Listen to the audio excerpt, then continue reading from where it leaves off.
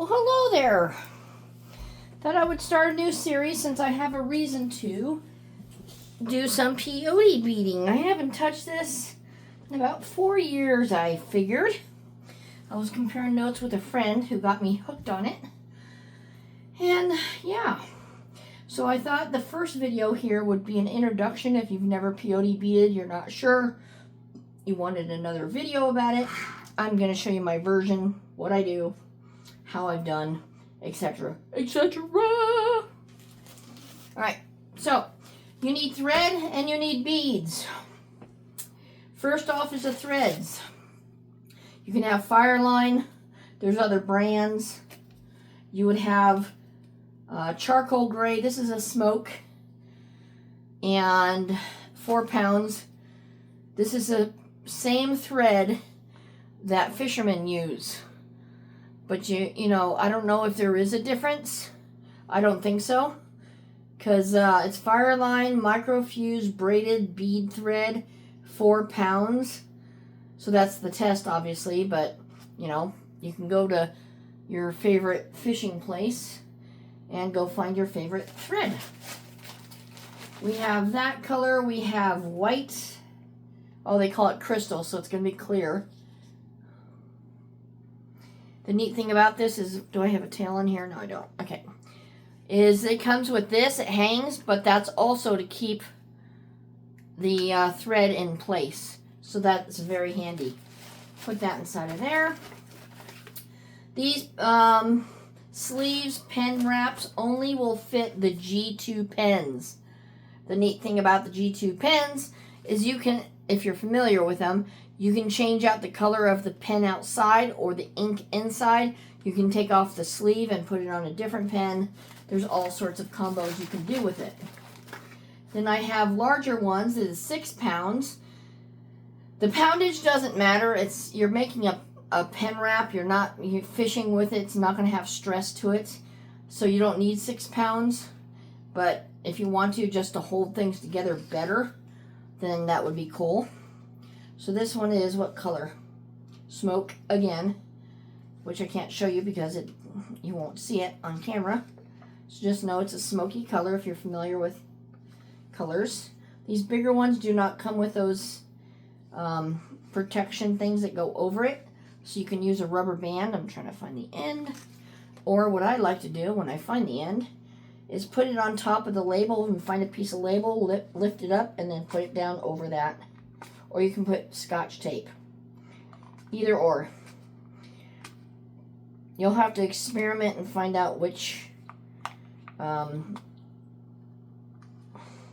weight you like working with. So I got a couple of white, or is this white? Or no, that's crystal, smoke, or black. I don't know if they make any more nowadays, but that's just some of the stuff to look forward to. Oop, here's another big roll. I told you I had a whole mess. Dang. These are other kind of beads. So here's my peyotes. When I was into it, you know how it is when you're into it. You buy all the things. So I was into 6, 8, and the 11 is the one that I go to. I wasn't familiar. But since I don't use 6 and 8, these are going to contain other things. So we have here, they sell in these different kind of canisters. This is like $5.25. Not sure how long ago this was. Could be 8 years ago when I bought it, when I first started. So yeah, it's a crystal green. 11.0 is what they call them. The needles are very thin. They will bend easily as you're working with them. The heat of your hand will bend them. But here's 2 of them together, since they want to be together. They're very sharp. I don't know if the camera's showing because I won't be able to tell what you see. So I'm just kind of doing my best here.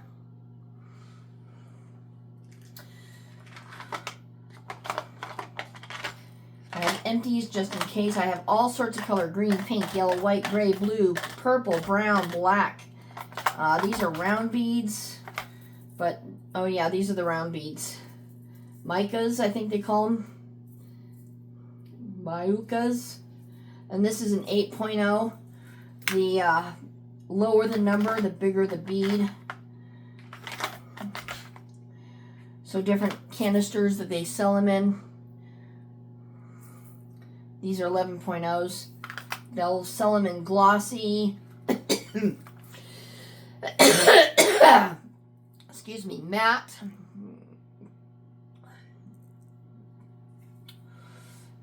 shiny, you know, a tube this big is $4.50. So it was back in the day. Who knows? I haven't gone shopping in beads in forever. And some of the things that I have made, what I'm wearing was done on one of those metal looms that you string across, and then you put the beads on and weave them in between. That was years ago.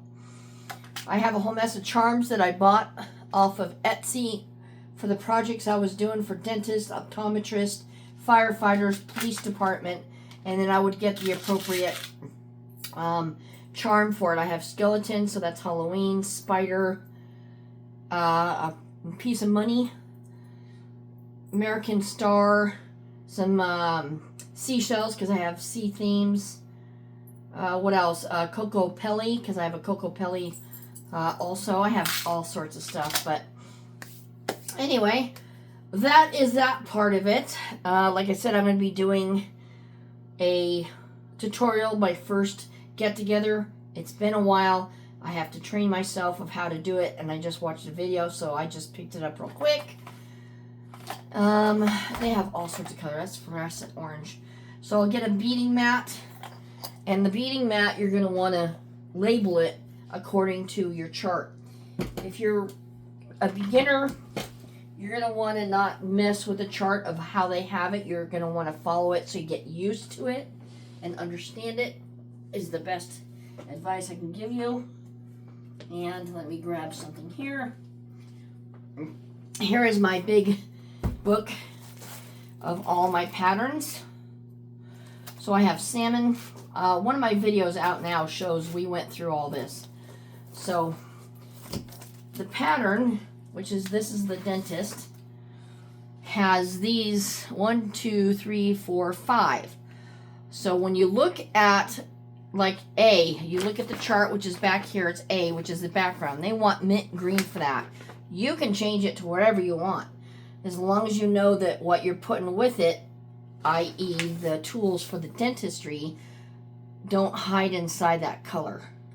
So if it's black, you can't have a black brush or a black tweezers or whatever, because it would blend right in. You would have to do a different color. So figure that out ahead of time. What letter corresponds to what device on this chart, and go accordingly, and then start writing things down in pencil to say, oh, I like that. I like the yellow background with the purple whatever. So yeah, that's how you would do it in a nutshell. So I thought I'd show you that. Let me know if you have any comments, questions. I can guide you into the first tutorial over the weekend at some point. When I get the rest of my materials, like beading mats and stuff, I have to look for them. I may or may, if I don't have a beading mat, I may or may not be able to do it, because those beads are very small. They go everywhere, and you have to have a mat that doesn't roll around so you can pick up that bead with that needle, instead of, you know, it doesn't work like a diamond tray. It could work, but it's more hassle because they roll around and move and all that, whereas a mat is much easier to do. So there's a short of that intro. Comments, questions, leave them down below, and I will see you on the next video. Take care.